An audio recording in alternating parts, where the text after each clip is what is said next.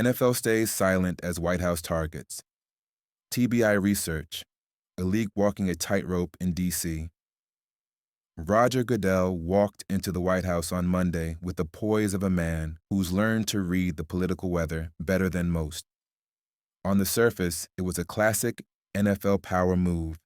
The commissioner stepping into the Oval Office, smiling for cameras, exchanging handshakes, maybe talking stadiums or Super Bowls with the most powerful man in the world.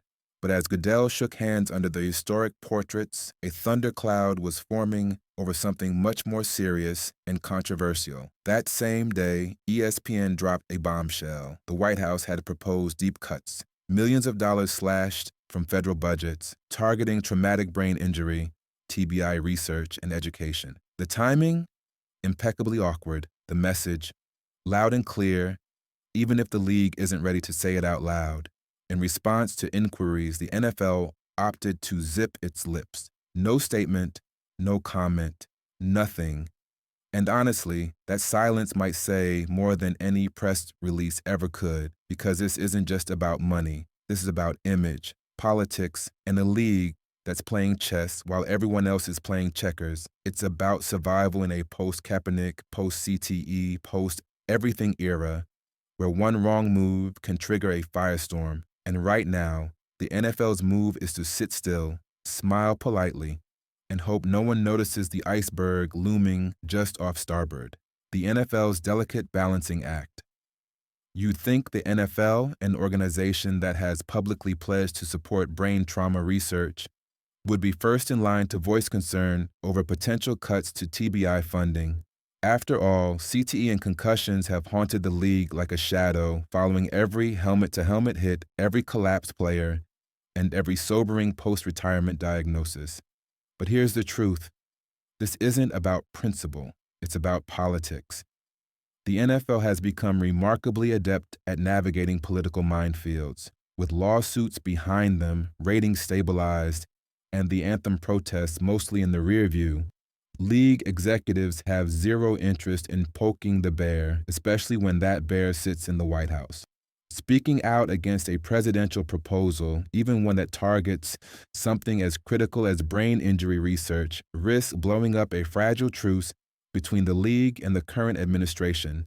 And make no mistake, this is a truce the NFL desperately wants to maintain. Remember, this is the same administration that once mocked Goodell as a dope, the same one that fanned flames during the anthem controversy, turning Sunday football into a battleground for culture war commentary.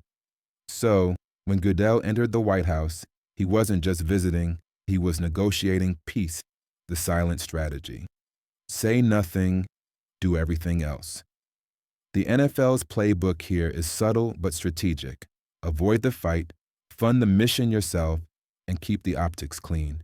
Yes, the White House might be pulling millions from TBI research, but if the NFL swoops in and covers the gap, the headlines never get messy. The league gets to be the hero without ever clashing with the administration. No conflict, no controversy, just a league taking responsibility.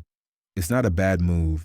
After all, the league rakes in billions every year, funding its own TBI programs, pocket change, and it buys something priceless. Goodwill, both in Washington and with the fans.